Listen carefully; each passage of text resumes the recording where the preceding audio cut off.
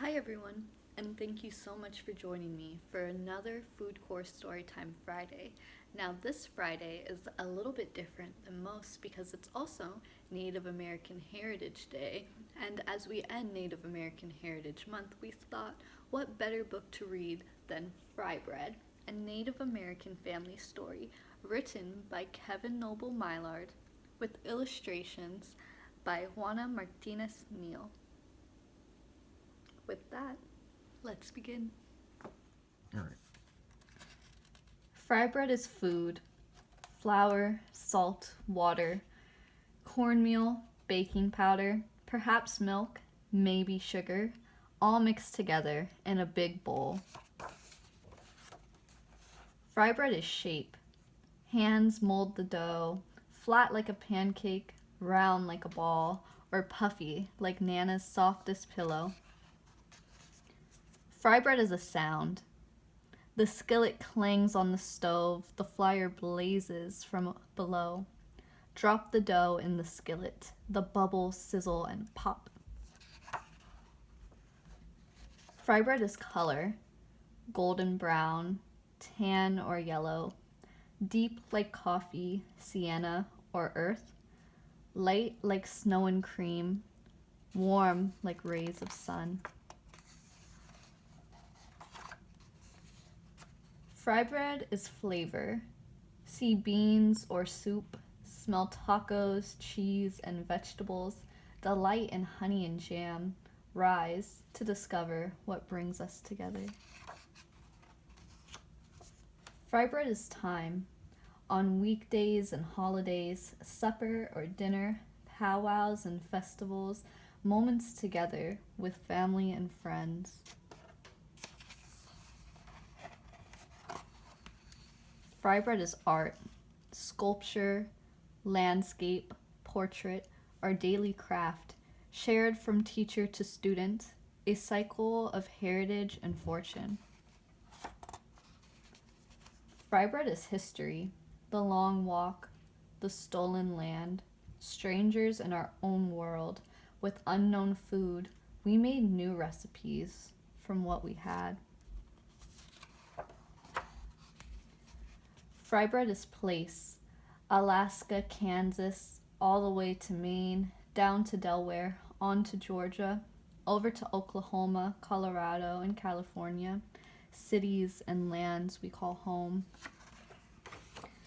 Fry bread is nation. Abenaki, Apache, Arapaho, Ojibwe, Onondaga, Oglala Sioux, Narragansett, Navajo, Nipmuc, Seminole, Shoshone, Sac and Fox, hundreds and hundreds of tribes.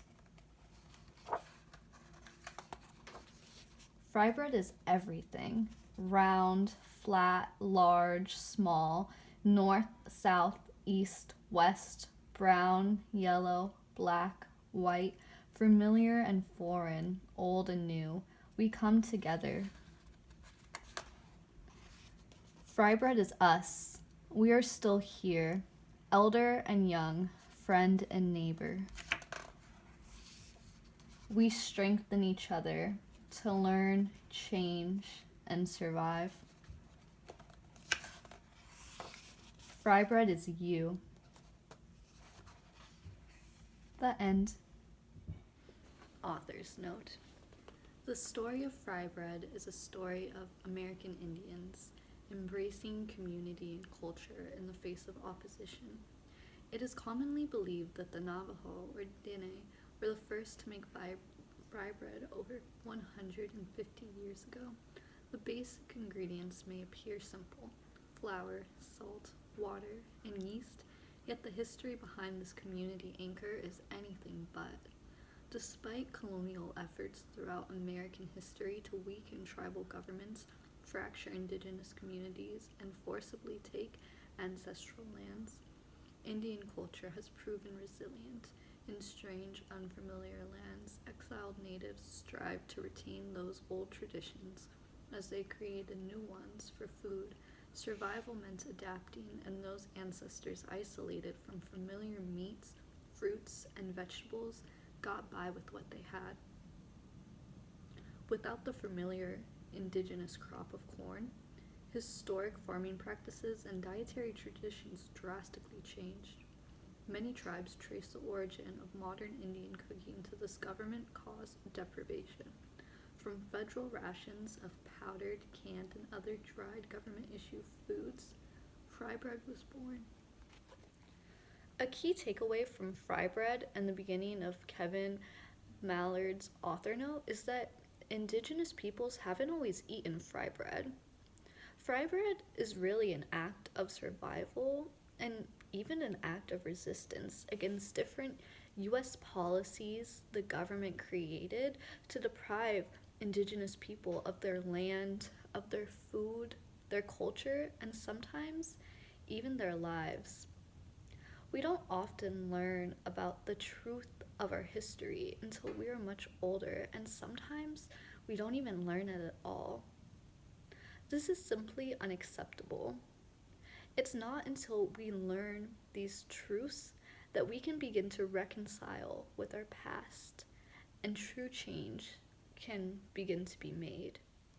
We must also recognize that indigenous people are still here, which the author says multiple times throughout the book and the author's note, and we also need to recognize that there are still policies in place that are continuing to harm Native American or indigenous communities to this day.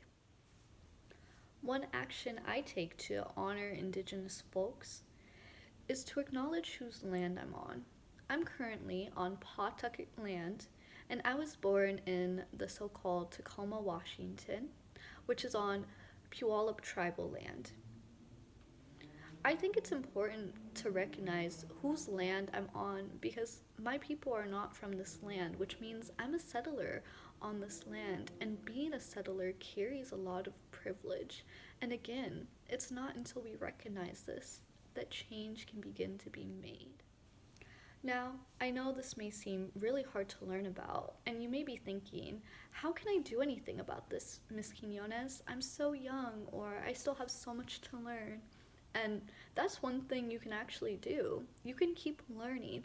There's so much to learn, so much to listen to, and I encourage you to ask questions, even if those questions may be hard to ask, and even if they're harder to answer.